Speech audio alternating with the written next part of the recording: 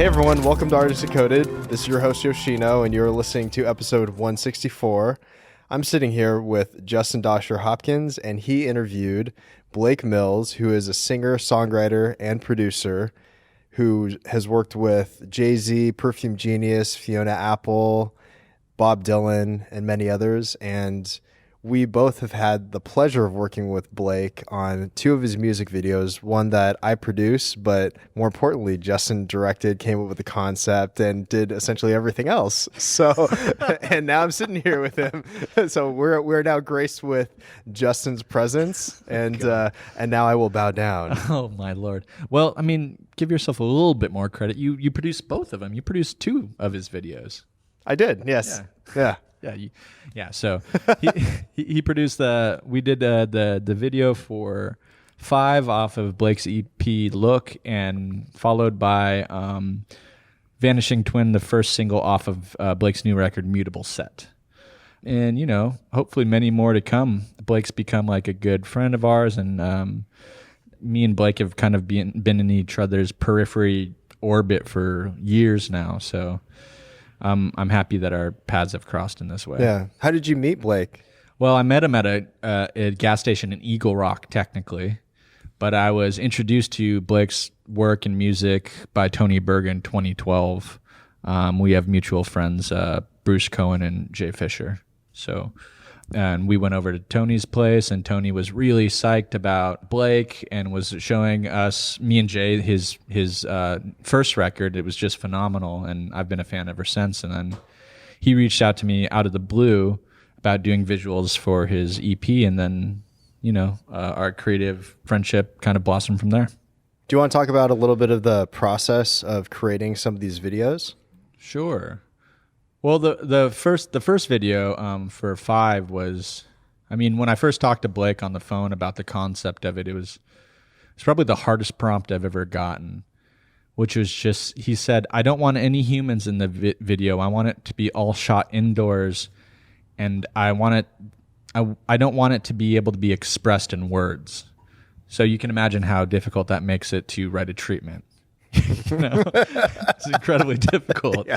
But like it had to be, you know, somewhat referential of his album cover and like the feeling of the record, which is in itself super abstract. But it was great. It was one of my favorite videos I've ever done, and still continues to be, I think, maybe my favorite one. I don't know why. It just has like that, again, that inexpressible thing. I was very happy trying to capture the feeling more than, I don't know, some kind of narrative, you know? And that was 5. Vanishing Twin was a whole different thing, where we made a whole fleet of automated instruments that played all the sounds on the record. And then if you check that out, that's another video I'm very happy to call a no-wave production as well. Yoshino produced it, and I directed that one as well. Yeah.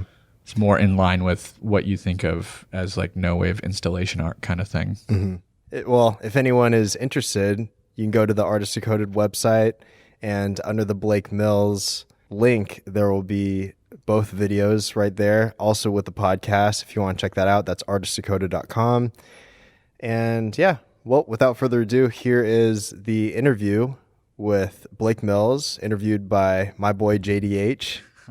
Do you have any? You have any other words? No, I mean, I think Blake is a terrific talent, one of the great living musicians in my mind, and I was just happy to be able to talk to him and record this podcast. That's it. Mic drop. I guess so. All right, well, here it is. Hope you enjoy it.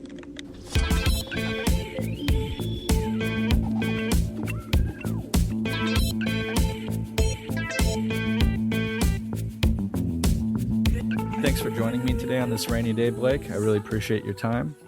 My pleasure. So I guess I just want to kind of jump into it a little bit. Tell us a little bit about the new record, Mutable Set, and where that comes from, where the name comes from, the philosophy behind the record. The name was something that I came across reading a review for Perfume Genius, the dance performance called The Sun Still Burns Here, which is a collaboration between Kate Wallach and Perfume Genius, and about a dozen or so dance members of Kate Wallach's dance church or dance community. Unfortunately, I wasn't able to get up to Seattle to see it when it had premiered, and so it's like this project that I spent about 3 months of my life working on and didn't fully get to see the fruits of. But it was this incredible looking modern dance paired with music. Some aspects of it were live and some aspects were pre-recorded. And anyhow, I was reading this review about the performance, and the writer used the phrase "mutable set" to describe the backdrop and the props and things that kind of came and went throughout the show. I just hadn't heard the term before, and thinking about the idea of a backdrop or a scene change happening constantly over the course of this performance, or just in general, was pretty intriguing to me, and felt relevant to the things that I was writing about on the record and experience that I had while making the record. And here we are sitting in our homes for the 9th week or 10th week. How things have changed, in our reality. So it's kind of an evergreen term, I suppose. Yeah, I mean, I've listened to your record many, many times. I got a little bit of a jump on it, I feel, because of our video collaborations. Yeah. And I was always struck by all of your music, and going back to your first record, how everything felt very cinematic in a weird way. Not like cinematic like a score, but like the experience of a film where there's these passing kind of sets, or and the feeling of foreground, middle ground, and background, and all these kind of feels like different characters weaving themselves through. So to me, anyway, it's interesting that this new record, at least some seed of it, came from that term, or at least that felt appropriate. That feeling of landscape changing or things moving around in the backdrop or something like that. This seems fitting to me. But had you been working on that record before that term came across, and then it kind of opened things up for you, or how was that? Yeah. I think I was well into the recording process, and usually I don't think about title or sequence or anything like that until a good 3/4 of the way through, maybe. But when you're in that headspace, the time's coming where you've got to start to think about this thing in terms of a record, and no longer just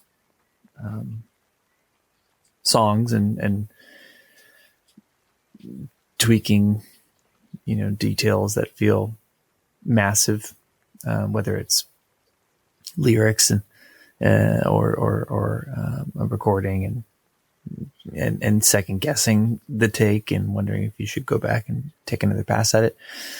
The bigger picture of like, what am I going to call this thing? And, what song am I going to put first? And what song am I going to put last? And that starts to creep in. So your brain is maybe a little primed to keep an eye out for those things. But it's a nice, the pairing of the words is nice in a way that you sometimes come across a phrase that feels a little like what it means, or you think you know what it means, but you're not sure. Mm-hmm. And I like when songs give that impression that you think you know what the song is about, but you're not totally sure. Like, the harder you stare at it, the longer you stare at it, the the less it makes sense, and the less you can kind of make out the shape of it or the meaning of it. And that kind of sounds like a cop out, you know. I mean, it's really hard to talk about art. I commend you for doing this. No, it's this podcast, you know, but it's kind of like looking at a star. You know, you have to sort of avert your gaze a little bit to feel like you're seeing all of it. When I'm trying to think about like a record I just made or something that I wrote, in terms of being able to talk about it after the fact, I think there's a little bit of that experience where, like, the more literal you try to get about the story or what something means, the less it makes any sense. It's a bit of a trick to try to pinpoint why that title seems to seemed most fitting. But anytime I tried to poke a hole in it and walk it back and yeah, maybe that's not the most appropriate title for this body of work, I couldn't really think of a good reason why not to title it that. I like that. I like that response. That's as good as any. No reason not to. Just felt right. Yeah. So it's like when you're writing music, do you think of yourself firstly a songwriter?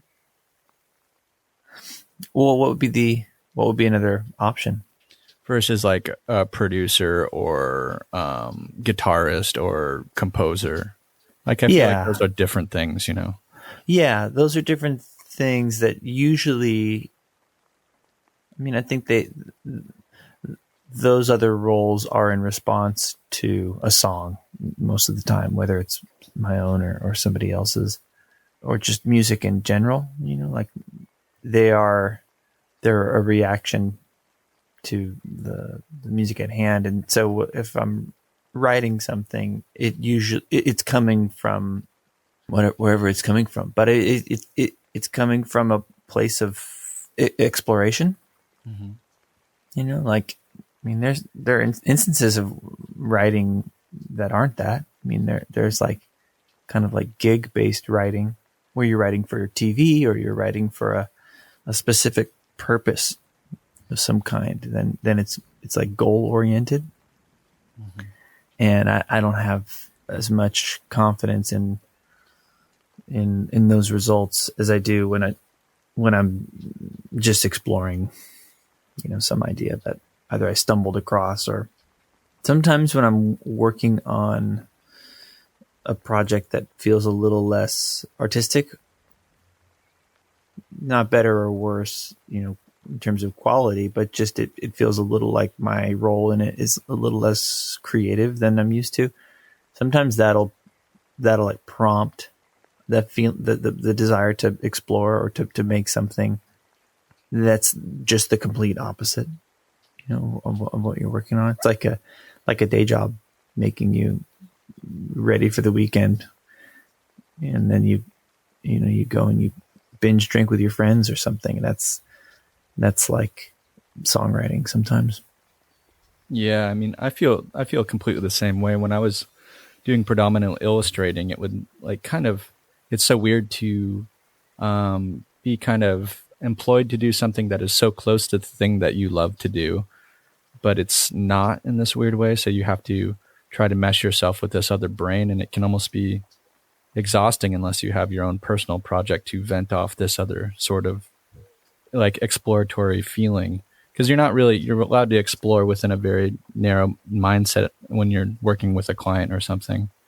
Like you're almost like playing a role or a part, and not really, it's not the same sort of creativity. It's almost more like interpretive versus creative, which feels like a different part of your brain in a weird way. It is. It's almost like, I mean, it depends on the client for sure. There are times where, as you're saying, it's almost like you're trying to guess the number they're thinking of in their head. And then there are times where you're in an environment where the client or the artist or whomever is really looking for input, because they're in control, but they're a little lost, Mm-hmm. Yeah.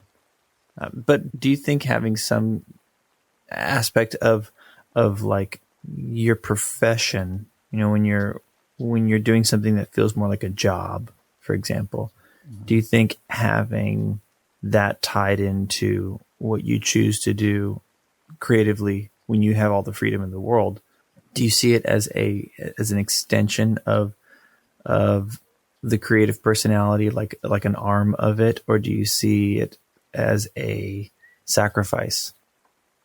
I guess it comes down to like what you were saying before. It depends on how much of you that is allowed to be in it. It's like what's allowed is your brain the one that's being employed, or is it your hands?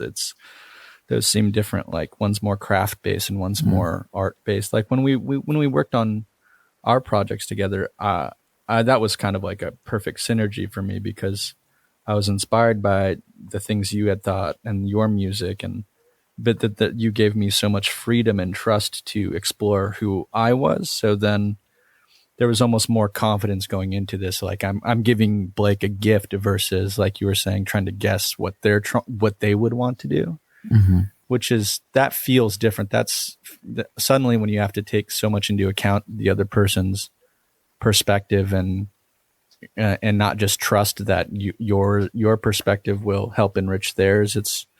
I think it's the confidence thing that makes everything slow down and get more difficult.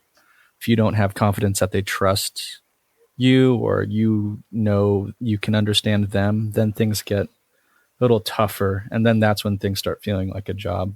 But that, that's fairly rare, I feel, because at least for me, and this podcast is not about me. It feels like, it's all about the feeling of trust, and that's in you to be who you are and then do what's natural to you, versus like someone saying like, oh, this guy produces quality, so I will use his craft versus his brain. I just feel like that feels different. And I imagine it must be, I mean, I don't want to assume how you feel about these things. I'll just ask you, how do you feel about that when you work on your work versus, like, saying, working with clients, and maybe clients that are closer to you and some that are just coming out of the blue? Does that feel different to you? Is there a friction there? No, I haven't. I'm lucky in that I don't find myself in situations that often that have that kind of tension. Maybe it's because there's like a bit of maybe a reputation for knowing, like, you're like, we don't know what we're going to get. Like, I don't know how I'm going to respond to some piece of music in terms of what I'll feel compelled to play on it. I think the friction, the last time I felt a little role of being a guitar player on somebody's session, for example, felt a little tricky for me, was realizing that they wanted me to play slide on something. And then when they'd asked, I realized that I really didn't want to. like had they not said anything, maybe it would have dawned on me, but like them asking made me feel like, no, I don't think I'm going to play slide guitar anymore. Anymore? I don't know what that is. Maybe it's just like being a contrarian, or feeling like it invades a little of that kind of. I think you pay for people's reactions, right? Like, that's what you hire certain people because they can execute the thing that you have in mind, and it really helps if in that case you can be specific and say, I want, I'm hearing slide guitar on this. But I think there are other people who, like myself, it's not like I think we have problems taking direction, but I do think there's an art to giving direction for certain people, and it's just in communication, if you say something the wrong way, it actually loses its meaning, or it changes its meaning. So there's maybe a little bit of a dance there if you're, if you're working with somebody else. But I don't know. I mean, I'm like listening to myself, like try to come up with the exception to the reality that like it's usually so natural and so great, and having a back and forth in a studio environment or songwriting is why you do it. You know what I mean? That's the fun part. Yeah. I'm listening to myself like talk about the exception, and it makes it sound like, beware what you're getting into, if you, right. if you invite me over to your session. I think having a background in being a session player has helped me learn how to be a much more agreeable person in general, and being in all those different positions, record making, whether it's in the band or being the artist or the producer. In terms of our collaborations, it made me realize that, as you said, there's a confidence in the person that you're working with, but there's also a lack of confidence in my ability to execute the thing that I hope to achieve by myself. I'm mostly aware of what I don't know, how much I don't know when it comes to making a music video. And at the same time, I'm also aware that I have really strong opinions, that it's not like, well, we need to make a music video. I wouldn't have embarked on a conversation with anybody before having a sense of, what kind of video, or what it should feel like, and what it shouldn't have, and what it should. Yeah, absolutely. So when you're working on these projects with, let's say, another artist like Perfume Genius, how does that sort of experience? How does that experience go down? As far, did he come to you and you guys kind of just developed this sound together, or did he come to you with like an idea and you tried to like you were saying, react and respond to it, and then it has that, you were talking about that dance, like how did that happen? Because I feel like his sound changed so much when you and him teamed up, and it's continued to this record in such a beautiful way. I love that record, by the way. Thanks. I think they're both astounding, and they work in this as an interesting, almost conversational piece between, to me anyways, Mutable Set and his new record, that they feel like they're in the same family. And I don't know. I like the feeling of hearing your sonic fingerprints on it. And just curious as to how that process went down. Well, there's definitely a thing I notice about the two records, mine and Mike's latest record, which is that they both sound like they came out of the same studio to me, but there are choices. There are things that I find myself doing on a Perfume Genius record that I would never think to do on my own records, like playing certain things a certain way, certain sounds or parts and stuff like that. Like I think there could be a side of somebody's creativity that gets pulled out of them by being in a collaborative environment or responding to somebody else's sensibilities.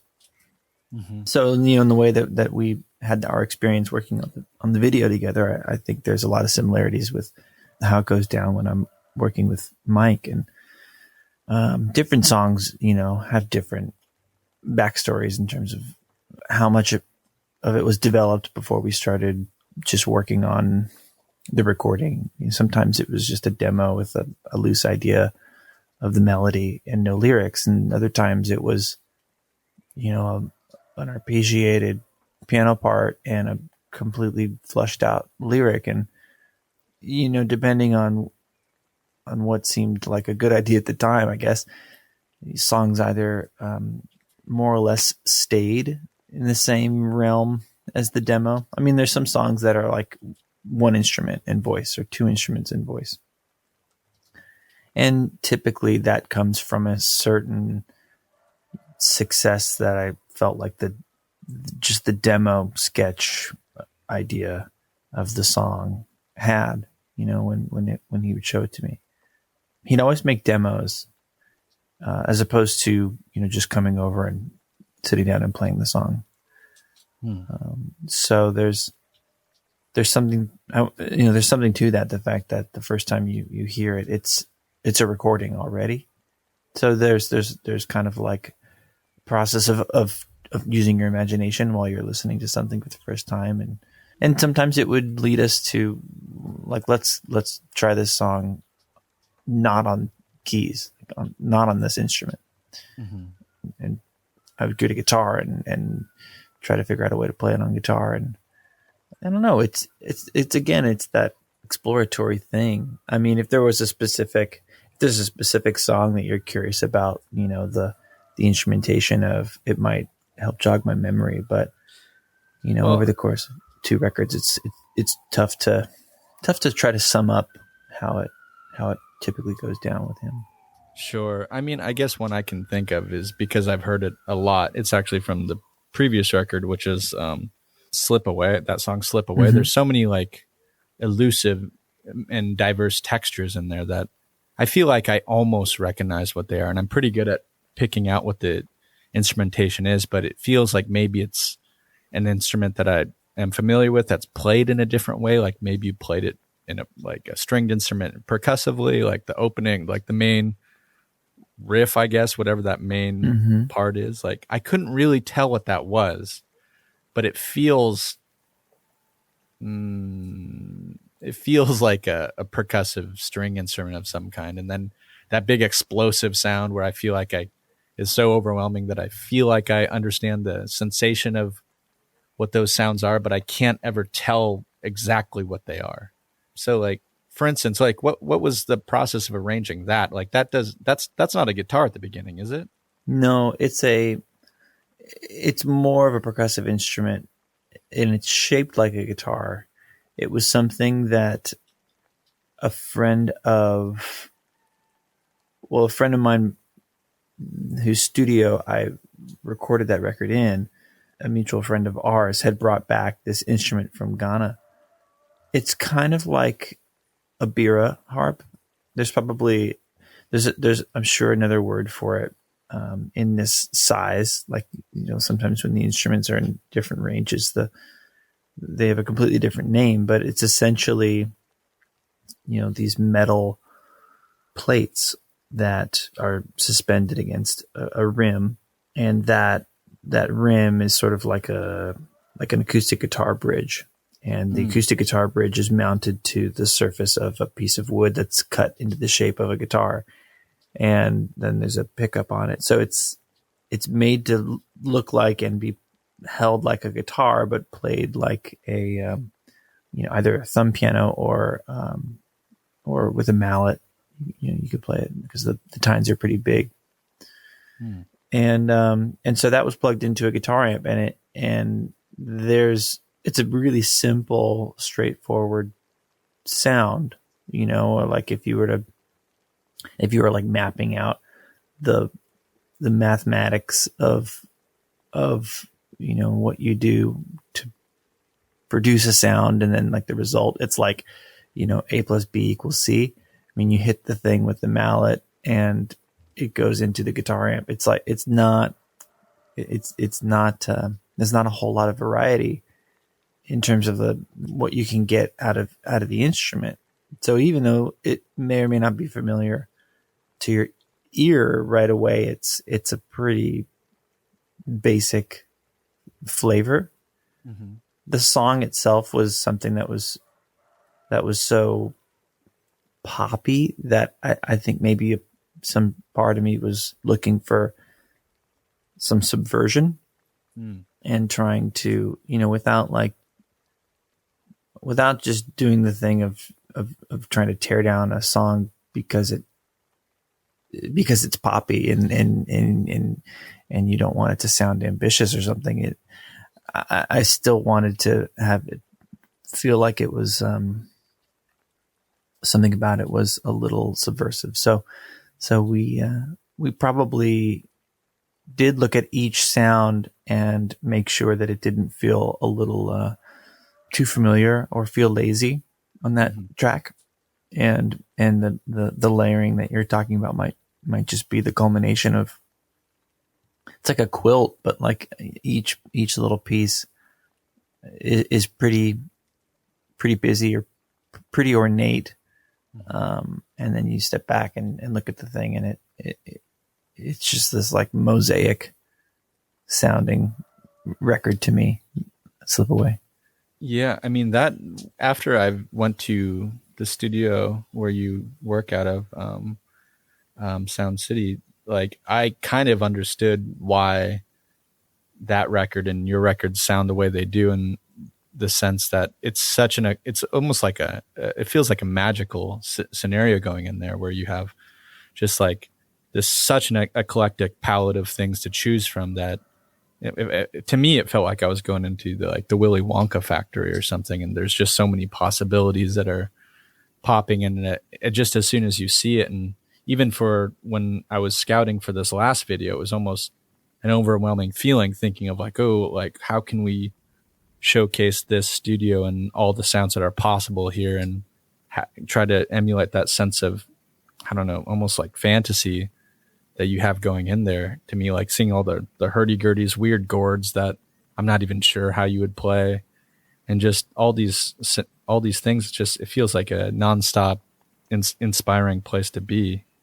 So well, that's the difference between, I think for me, having had a lot of that equipment in storage for so long because there wasn't a place to house it and use it. If I was doing a record, I would get everything out of storage that could fit in wherever we were recording. Mm-hmm. And just to have it out and to walk into a room and, your eyes catch something over in the corner, and walk over to it and consider it and imagine what it sounds like and think of it in context of the song you're working on that day. It becomes a collaborator. The room becomes part of the sound, not just because of what the room sounds like, but because of what's in it. Yeah. And I wonder if in painting, if there's a similar type of environment that one can create to where they're walking into it and being inspired by the tools that are in there, or can things be, can objects be as suggestive in that way when it comes to painting, like they can in a recording environment? Oh, absolutely. Well, weirdly enough, I think just from my experience with painting and all the artwork, whether that be sound or visual mediums, video, it seems like the things that are the most inspiring are the things that aren't made for the medium you're working with painting. A lot of the things that I find most inspiring is finding tools like at a hardware store, or even that you find on the side of the road, or just a strange stick that, I mean, if you break down what painting it is, it's just applying different colored mud into a substrate, and that can be done in all sorts of different ways, whether that be a brush or a knife, I've used old scraps of tire to apply paint, and then also subtract paint, and then sometimes I'm working on a painting now that have been leaving outside in the weather for the last 7 months, just to see what the environment does to the texture and how the paint holds up and what happens from there. Like outside of the human hands, it's just kind of fun to see what happens, because it's more just trying to find that end point where there's something that feels new and interesting right before it collapses. That's an interesting, feels like new ground. And I think more than anything, like, I can't speak for anybody else, but my whole being is kind of driven by the idea of exploring. And when I find a new land, I kind of want to plant my flag, and you can only know it by like going out into the outer edges. So I think just searching for something that feels a little dangerous, as far as like whether it just be paint application or even pushing it till right before it doesn't work is kind of where the inspiration lies. And yeah, I think sometimes that can be triggered by seeing something that could disrupt the composition in some sort of way. I would imagine it's very, very much the same in music, and just kind of expanding your brain out past, what you're used to, how you're used to experiencing things. So then do you save those objects that you come across and use in those ways? Do you store them in such a way to where they're out? Like in your studio, do you have everything on display in a similar way so that you might be reminded of it unexpectedly and find yourself using it in a painting? Sometimes, yeah. Sometimes I guess it depends on the piece. Like, I will have like these, I'll go on these walks and I'll find these things and then I'll put them aside in the studio, not having necessarily a use for them. I'll usually nail them to the wall or something. So I can kind of stumble upon them later. And sometimes these objects end up getting partially destroyed during the process. And then in this destruction kind of becomes a different textural tool. So I'll keep that somewhere, maybe allowing it to get destroyed in a weird way. So maybe it's not quite the same as like having a collection. It's just almost like, I don't know. I feel like some of these tools need to be cured or something in different ways. And sometimes I'll just lay them outside my studio, right outside the door, just to get the decay they need to do a new interesting thing. I don't know if that answers your questions. I wouldn't recommend it for your tools. I mean, I think like mine, I just pick up off the ground. Yeah, you might be onto something there. I don't know, man. I like going into like, again, Sound City is just so incredible, and just, yeah, for the Vanishing Twin video, just seeing everything in there and how pristine everything was from all over the world. It's like a little museum to me. Yeah, I think it's unusual in that sense. It's kind of this cross between a commercial recording studio, in terms of its size and the equipment in there and process, for most people. But a cross between that and a home studio, typically when you enter a home studio, you're walking into a curated environment. Mm-hmm. Whereas when you go into one of the few remaining historical recording studios in Los Angeles, for example, you're entering an environment that is kind of a blank slate. You're not booking, when you book those rooms, it doesn't really come with gear other than the recording equipment. It doesn't come with instruments. So there's a history, there's a sense of history in those rooms, and you might bring context in that way. But they're just two sides of a coin, home studio and commercial studio. But with what I'm trying to do with my room at Sound City, and I know my partner Tony Berg is trying to do with his room there, is have something that feels like a hybrid, to where there's suggestion, the power of suggestion from having equipment in the room that each of us have spent our lives curating, and collecting these things that are, none of them are random, I mean, down to the shakers there are chosen because those happen to be the best sounding ones that we, had come across at that time whenever we got that shaker. But each thing is chosen for a purpose, because it has some sort of quality to it that speaks to us as individuals. It's not like we have a Telecaster and a Les Paul and a piano. It's everything kind of has a charm. And I think that's inspiring for people to walk into a room and everything that they pick up has that quality to it. I think that's something that is very unique to what we're trying to do over there.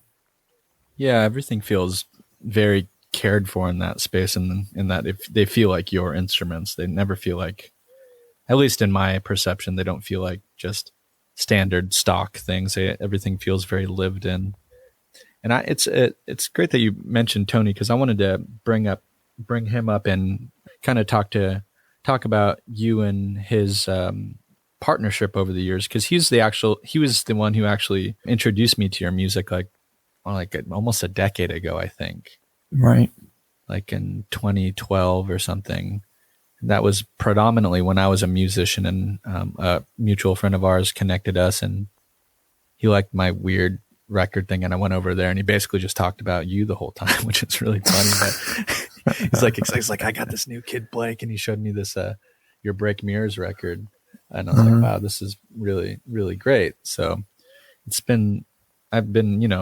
feel like we've been on the peripheries of each other's lives for a long time with all our mutual friends and everything.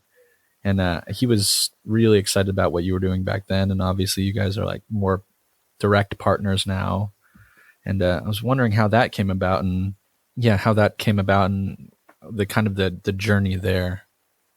Well, the band that I was in high school was a band called Simon Dawes, and we were introduced to Tony when it came time to record our first album.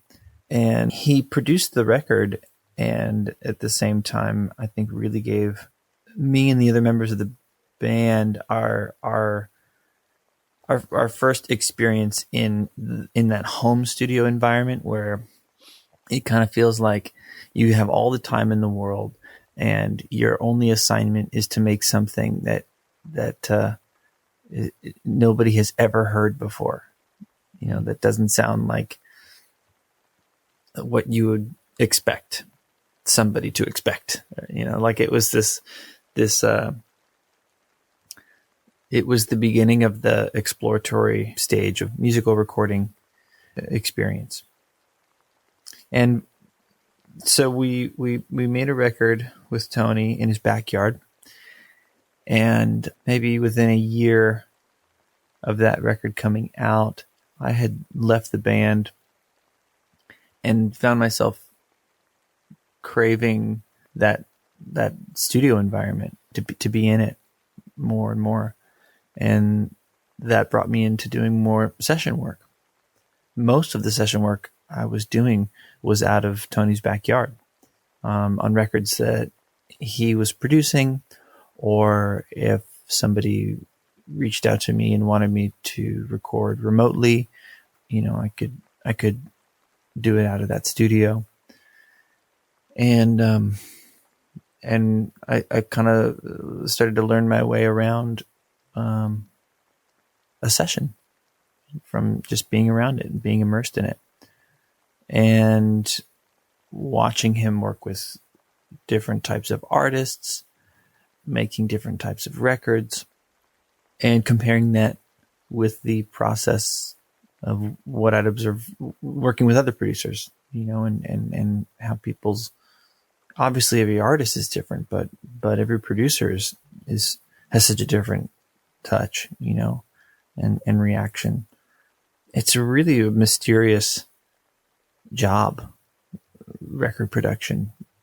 I mean, I've talked about this before, but I think that the job changes every time you start a new record, even with an artist you've worked with before, because you're essentially trying to fill in any of the gaps, right? Like sometimes those are creative gaps. Sometimes it's that an artist or a band has an idea that they've taken only so far, and they're like, beyond this, I'm not sure where it should go. Other times it's that they feel like the idea is really flushed out already. And so you're just kind of going along and waiting, to see if there's some technical difficulty that you have to step in and help sort out, or something totally non-creative and not related to the song, but your job is to make sure that the record ultimately is completed, that it gets finished, because they have a tendency to just keep going and going and going. But there's a budget there, and you have to figure out how to make the budget cooperate with the expectations, both the artist and your own. And that's kind of the job in a nutshell, but it can be so different from record to record. And I'm not sure that like the things that work out on one record can be applied to the next one. And that goes for anything from a certain drum sound that you feel like, you nailed and just made the track feel the way that it feels. And then you try to pull that drum sound back up and it doesn't sound anything like it. Even if it's the same thing, it doesn't work in the same way in another song. So there's that, all the way to, the way that you worked or collaborated with an artist on a previous record. It might need to completely change, for another one with the same artist. So it's a really fascinating and sometimes frustrating line of work.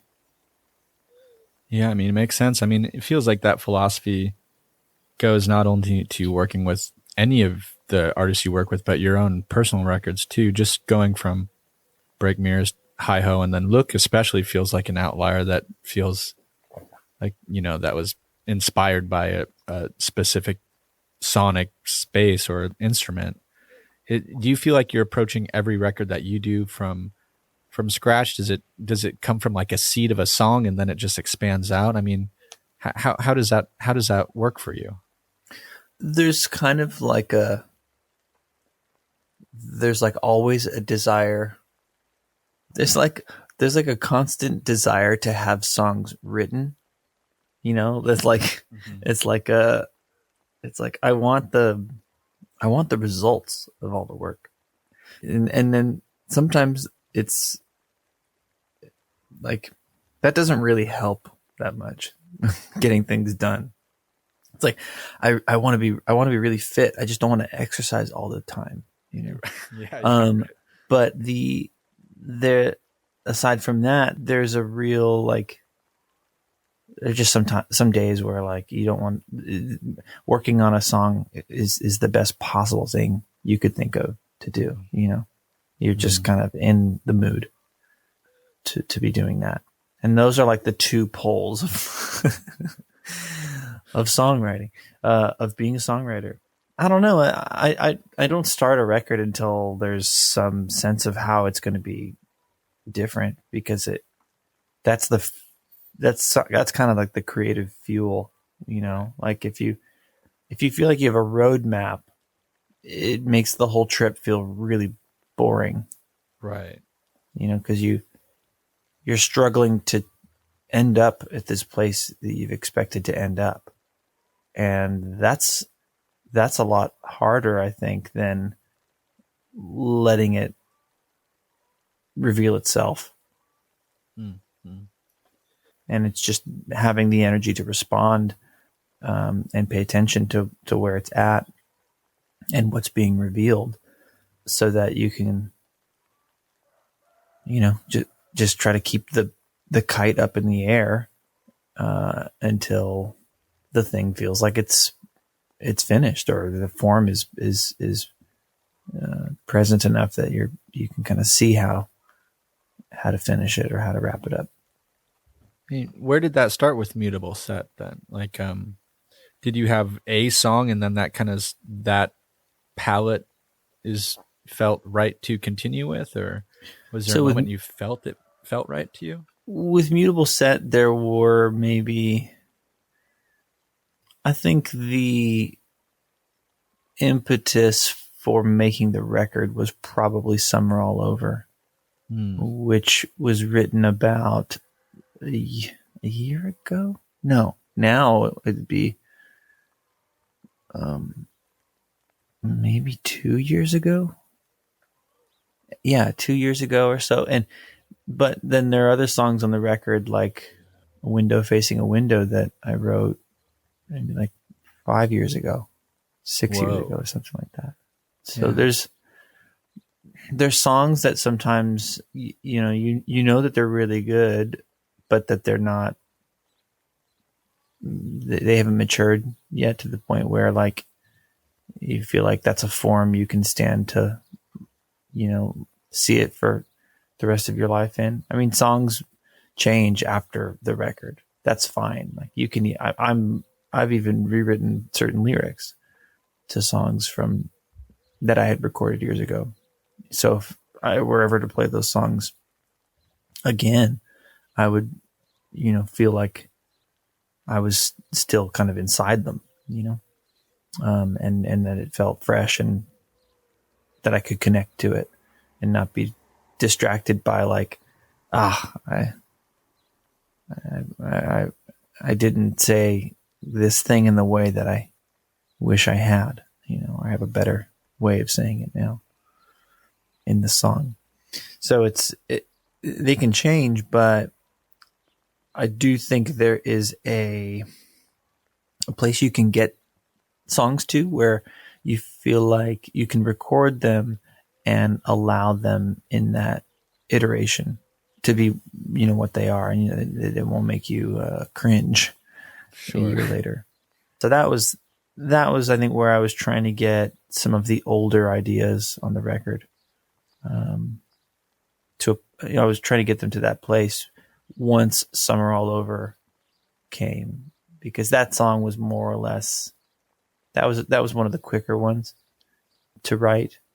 And I had maybe 5 or 6 song ideas and reached out to Cass McCombs and played him these ideas. And some of them were just a verse and, a couple of sections written musically.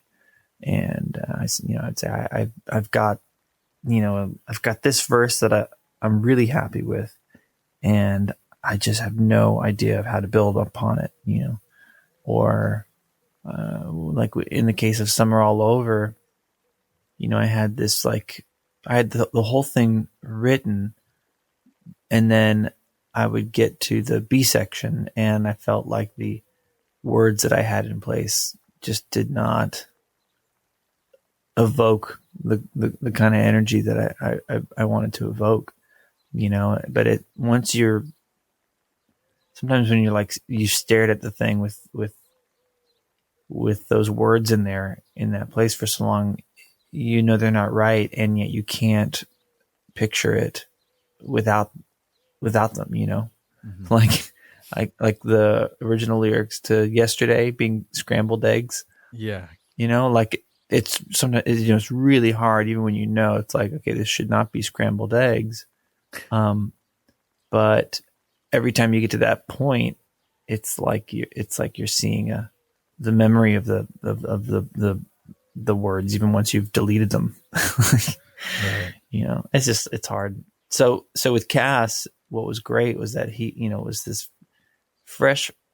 totally fresh perspective, and also a similar sensibility in terms of, I think, language that I was using in a lot of these songs.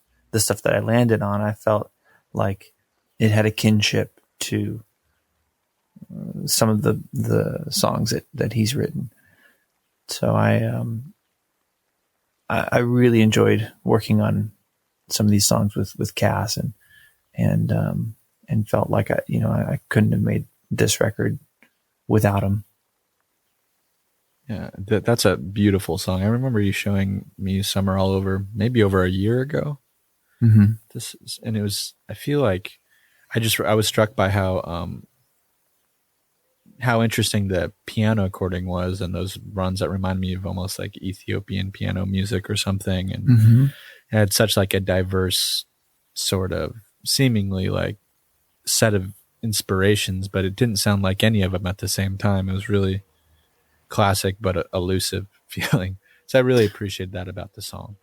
Well, with piano, what's great is I don't have the ability to play piano very well, and so like I can kind of like get to the point where I can do the one thing, but I can't stray from it too much. And so any of the influences that I have on piano are things that I can't really do. Right. So it's limited, but I think it's informed by a lot of really interesting piano players. Miriam Jabrow from Ethiopia, like you mentioned, and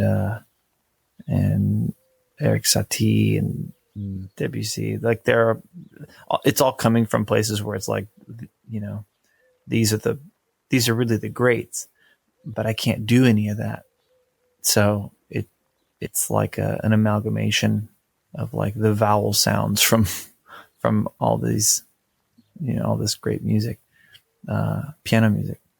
Yeah. I mean, I there's something kind of special and magical about like being in love with the sound and not being physically able to achieve it. So yeah, man.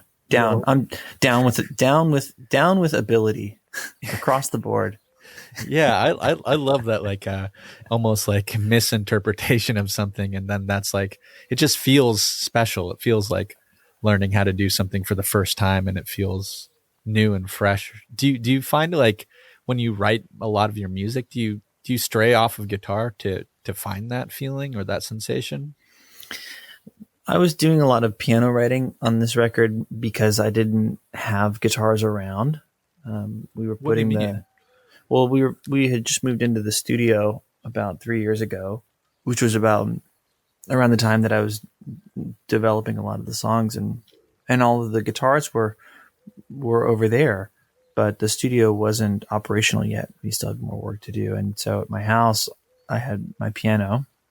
Mm-hmm. And so I if I had an urge to make music or play something or work on something, I'd have to either learn it on piano, like a song that I'd been working on.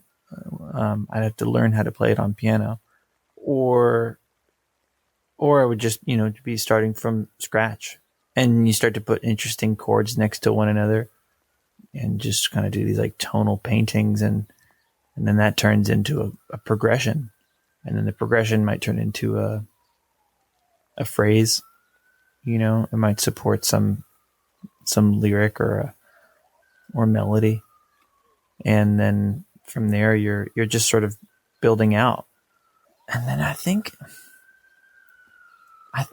in the case of Summer All Over, and also definitely with Window Facing a Window and a few others, the lyrics came first. Money's the One True God, the lyrics came first. So sometimes you're responding to words and not as much of the responding to the instrument per se. It was interesting that you well, first off, I'd like to say that like I can't really imagine you not having a guitar around. It seems so strange to me. Like oh man, it was great. Yeah, it was great. that sounds like you found something there without him. I mean, it's just weird to think about, because when I think Blake Mills, I think of he's pretty good at guitar. I just assume that they're always around. But, it's why it's the same thing as like going into the session and being asked to play slide guitar. It's like maybe it's part of why I have such a love-hate relationship with it. It's an instrument that can get on my nerves really quickly. No matter who's playing it, especially me. So there's some times where I feel really uninspired by it as a medium, and like even if they're around, I can't bear to go pick one up. And then other times where I'll realize, if I'm working on a record, if I'm producing a record, I can go months without really playing guitar that much, playing plenty of other instruments, or maybe playing guitar for a few minutes at a time to address a part or something like that. But real, like, sitting down and playing extensively for hours, it's that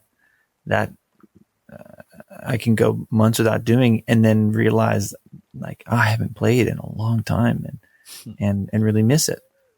It's a love-hate relationship. And then never really wanting it to sound like guitar. Yeah. Is the other thing, is like, sometimes I want it to sound like a piano. And then there's some songs that I've written that I feel like on piano, that I feel like the key of G on a piano doesn't sound anything like the key of G on guitar. Yeah. Or even a better example is F sharp. F sharp on piano is like, it sounds so open and playful and like kind of like nimble or something. And on guitar, it feels really rigid, because they're not a whole lot of open strings and harmonics and things that seem to kick in, when you're playing F sharp on guitar. So unless you tune down a half step and play in G. So it's kind of like, I think instruments respond differently to the notes and sounds and stuff like that. And maybe I'm so used to what makes the guitars tick that's what's now driving me towards other instruments. I don't know. Yeah, interesting. Well, you know what also is an interesting thing that you said when you were talking about writing for piano is making little tonal paintings or something like that. Mm-hmm. I do feel that your music is very painterly in a very like impressionistic way. Like even when you mentioned Satie and an Ethiopian pianist, her name always escapes me, but Miriam Jabru. Yeah, Miriam Jabru. Like those all feel very like impressionistic to me, and your music feels like it's imbued with that same sort of thing, kind of like an elusive quality, or like that you can see the image but it's fuzzy or something. Not fuzzy because everything's very articulate. It's hard for me to explain, I guess, but it feels like you would have been in a different life a very, very good painter. Or maybe you're a good painter now and it's just waiting to come out. I wish, man. I wish I was painting. I think you can. I think you would be good at it. Just your brain. Now's the time. Yeah, if I'm you've got gonna time. start a new habit, yeah. I think it's just kind of like, everybody has a different way of saying things. In conversation, the way that somebody might articulate an idea is the way that they might paint something, or the way that they might express something in song. It's an extension of I mean, it's like redundant to say this, but it's expression, right? So it's like the style of somebody's expression often plays a lot more of a role in their over in like the body of work, because you start to see the patterns. Mm-hmm. You start to like notice like, oh, this is the way John Prine would express something. It's harder to get that, I think, from one song or even one album. Once you've got the benefit of looking at a body of work, or looking at their choices across some span of time, and then you can really start to get a picture of who these people are. Yeah. So, Blake, I guess we're probably going to be wrapping up soon, because I've had you here for a little over an hour, and I know you're a busy guy and you've got a lot of stuff to do.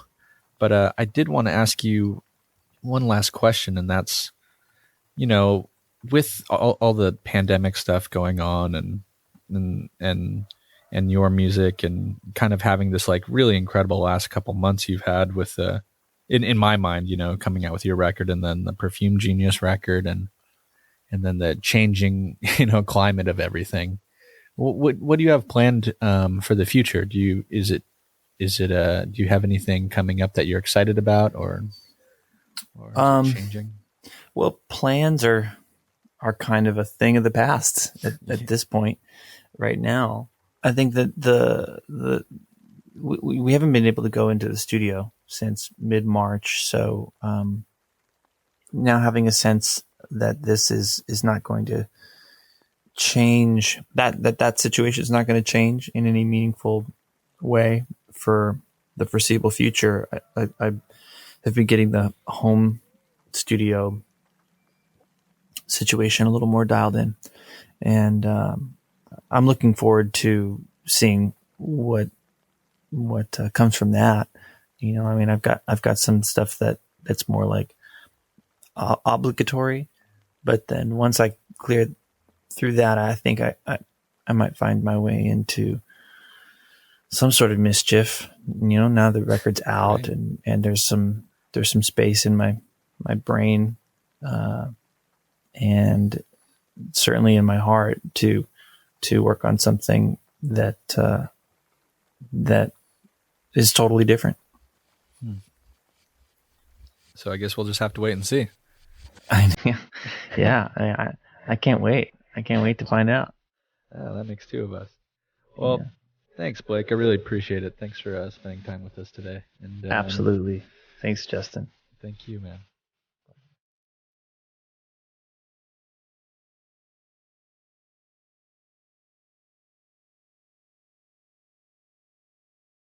Music for the podcast is by Rarebit, aka Justin Dosher Hopkins.